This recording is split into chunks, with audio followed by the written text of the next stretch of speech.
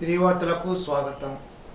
తణుకులో భగవద్గీత ప్రవచనాలను ప్రతి శనివారం సాయంత్రం 7 గంటల నుండి 8 గంటల వరకు ఆంజనేయస్వామి టెంపుల్ తణుకులో జరుగుతుందని మురళీనాథ్ శ్యామ్దాస్ ఇస్కాన్ టెంపుల్ తాడేపల్లిగూడెం వారు తెలిపారు. ఈ అవకాశాన్ని భక్తజనులందరూ ఉపయోగించుకోవాల్సిందిగా వారు కోరారు. గణపురంలో ప్రత్యేక పారిశుధ్య కార్యక్రమం శనివారం నిర్వహించారు. గ్రామాల్లో ప్రజలు తడిపొడి చెత్తలను వేరువేరుగా ఇవ్వాలని ఎంపీడీఓ బేబీ శ్రీలక్ష్మి, ఈఓపీఆర్డీడీ సత్యనారాయణ అవగాహన కల్పించారు. ప్రజలు పరిసరాలను పరిశుభ్రంగా ఉంచుకోవాలని, పారిశుధ్య కార్మికులకు సహకరించాలని అన్నారు. తద్వారా ఆరోగ్యవంతమైన సమాజం సాధ్యమవుతుందని అన్నారు. గణపురం శ్రీ చింతలపాటి బాపిరాజు ప్రభుత్వ జూనియర్ కళాశాలలో ఇంటర్ ప్రథమ సంవత్సర పరీక్షలు ప్రశాంతంగా ప్రారంభమయ్యాయి. శనివారం తెలుగు, హిందీ, సంస్కృతం జీఎఫ్సి వొకేషనల్ పరీక్షకు 270 మంది హాజరు కావాల్సి ఉండగా 12 మంది గైర్ హాజరైనట్లుగా ఎగ్జామ్ చీఫ్ సూపరింటెండెంట్ రఘు తెలిపారు. ఎగ్జామ్ సెంటర్ వద్ద ప్రస్తుత ఎండాకాలం దృష్ట్యా త్రాగునీరు, మెడికల్ క్యాంపు ఏర్పాటు చేయడం జరిగిందని అన్నారు.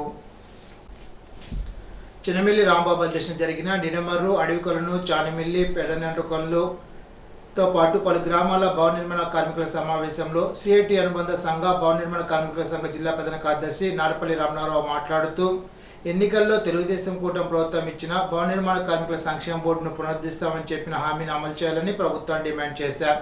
సమావేశంలో పిరికల శ్రీను, టేకుముడి ప్రభాకర్ రావు, వి జగదీష్, కె సత్యనారాయణ, రమేష్ సుబ్బారావు తదితరులు పాల్గొని మాట్లాడారు.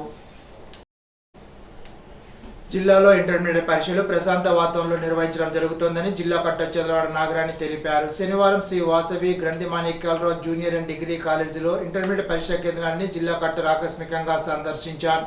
ప్రతి క్లాస్ రూమ్కు వెళ్లి నిశ్చితంగా పరిశీలించి అధికారులకు పలు సూచనలు చేశారు. ఎవరికైనా ఆరోగ్య సమస్య తలెత్తితే వెంటనే ఫస్ట్ ఎయిడ్కు సిద్ధంగా ఉండాలని వైద్య శాఖ సిబ్బందికి సూచించారు.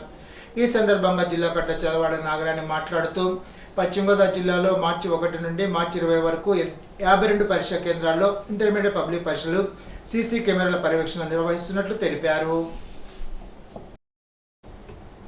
శనివారం తాడేపల్లిగూడెం మండలం నవాబుపాలెంలో ఎన్టీఆర్ భరోసా పెన్షన్ పంపిణీ కార్యక్రమంలో జిల్లా కలెక్టర్ చంద్రవాడ నాగరాణి స్వయంగా పాల్గొని లబ్ధిదారులకు పింఛన్ల నగదును అందజేశారు. పింఛన్లు అందజేస్తున్న సందర్భంలో జిల్లా కలెక్టర్ చంద్రవాడ నాగరాణి లబ్ధిదారులను కుశల ప్రశ్నలు వేస్తూ ఆరోగ్యం బాగుందా, ఇంటికి వచ్చి పెన్షన్ అందజేస్తున్నారా, నెలకు ఎంత ఇస్తున్నారు, ఎవరైనా డబ్బులు అడుగుతున్నారని ఆరా తీశారు. దీనికి లబ్ధిదారులు స్పందిస్తూ మొదటి తేదీన వేకువజామునే ఇంటి వద్ద పింఛన్లు అందుకుంటున్నామని, ఇబ్బందులు ఏవీ లేవని సంతోషాన్ని వెలుబుచ్చారు. శనివారం తాడేపల్లిగూడెం మండలం నవాబుపాలెంలో కేంద్ర రాష్ట్ర ప్రభుత్వాలు ప్రవేశపెట్టిన జాతీయ పశువ్యాధి నియంత్రణ పథకంను జిల్లా కలెక్టర్ చంద్రవాడ నాగరాణి లాంఛనంగా ప్రారంభించారు. పశువులకు వేసిన టీకాలను జిల్లా కలెక్టర్ స్వయంగా పరిశీలించారు. ఈ సందర్భంగా జిల్లా కలెక్టర్ చంద్రవాడ నాగరాణి మాట్లాడుతూ జిల్లాలో 1,86,800 ఆవులు, గేదెలు ఉన్నాయని, వీటికి మార్చి 1 నుండి మార్చి 30 వరకు గాలికుంటు వ్యాధి నిరోధక టీకాలు, 3వ విడతగా 9,300 పెయ్యి దూడలకు బెరుసెల్లా వ్యాధి నిరోధక టీకాలు అందజేయడం జరుగుతుందని అన్నారు. జిల్లాలోని పశు పోషకులందరూ పశువులకు టీకాలు తప్పక వేయించాలని అన్నారు. ఈరోజు వచ్చేసిన అందరికీ కూడా నమస్కారాలు. రైతులకి, జేడీ యాన్యువల్ అసిస్టెంట్ గారు, ఆఫీసర్స్, సర్పంచ్ గారు, ప్రతి ఒక్కరికి నా యొక్క నమస్కారాలు. ఇది పశువుల్లో ఏదైతే ఇబ్బందులు ఉన్నాయో, ఫుట్ అండ్ మౌత్ డిసీజ్, తర్వాత బ్రుసెల్లోసిస్, ఈ రెండింటిని నివారించడానికి ఈ రోజు నుంచి 1వ తారీఖు నుంచి 31వ తారీఖు వరకు కూడా ఈ వ్యాక్సినేషన్ జరుగుతుంది. రైతులందరూ కూడా ముందుకు వచ్చి ఈ వ్యాక్సినేషన్ అనేది పెయ్యిదూడలకి కంపల్సరీగా చేయాలి. పెయ్యిదూడలకి ఇవ్వడం వల్ల రైతుల భూములకు ఖచ్చితమైన హద్దులు గుర్తించి రికార్డులు అధునీకరించే రీసర్వే నిర్వహించడం జరుగుతుందని జిల్లా కలెక్టర్ చంద్రవాడ నాగరాణి అన్నారు. తాడేపల్లిగూడెం మండలం నవాబుపాలెంలో రీసర్వే గ్రౌండ్ త్రూటింగ్ పనులను, సరిహద్దు మ్యాపులను శనివారం జిల్లా కలెక్టర్ చంద్రవాడ నాగరాణి క్షేత్రస్థాయిలో పరిశీలించారు. జిల్లా కలెక్టర్ నేలపైన వేసిన బరకంపై కూర్చొని రైతులతో రీసర్వే గ్రామ సభలో పాల్గొన్నారు.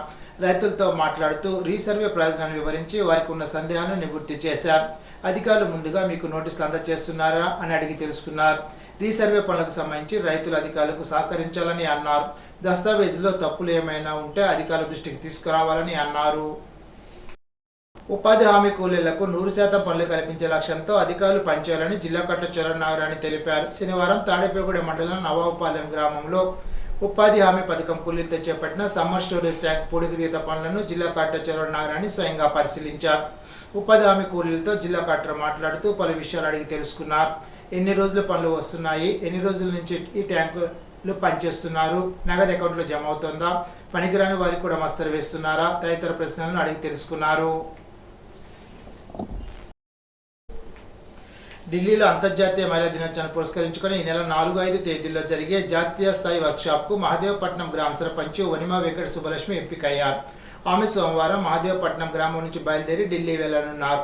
ఈ సందర్భంగా సుబ్బలక్ష్మి మీడియాతో మాట్లాడుతూ అంతర్జాతీయ మహిళా దినోత్సవాన్ని పురస్కరించుకొని జాతీయ స్థాయి వర్క్షాప్లో పాల్గొనడానికి తనకు అవకాశం లభించడం ఎంతో సంతోషంగా భావిస్తున్నానని తెలిపారు.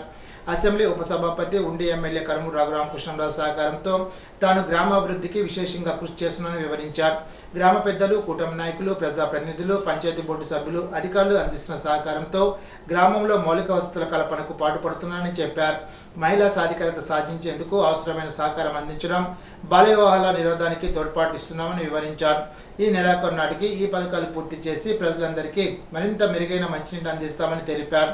గ్రామంలో జరుగుతున్న వివిధ అభివృద్ధి పనులను ఆమె పరిశీలించారు. నా పేరు వనిమ నాగవెంకట సుబ్బలక్ష్మి. మాది మహదేవపట్నం గ్రామం, ఉండి నియోజకవర్గం, పశ్చిమ గోదావరి జిల్లా.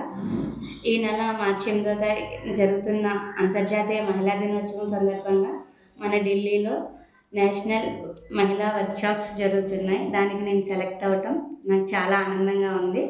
దీనికి ముఖ్యంగా మన ఉండి నియోజకవర్గ ఎమ్మెల్యే, డిప్యూటీ స్పీకర్ అయిన రఘురామకృష్ణరాజు గారు సహకారం, కూటమి ప్రభుత్వ నాయకుల సహకారం, మన గ్రామ పెద్దల సహకారం ఎంతగానో ఉంది. వారందరి సహకారంతో మా గ్రామంలో చేస్తున్న అభివృద్ధి కార్యక్రమాలు కొన్ని: స్వచ్ఛ భారత్ మిషన్ ద్వారా తడి చెత్త, పొడి చెత్త సేకరణ, జల్ జీవన్ మిషన్ ద్వారా ప్రతి ఇంటికి సమృద్ధిగా స్వచ్ఛమైన నీరు అందిస్తున్నాం.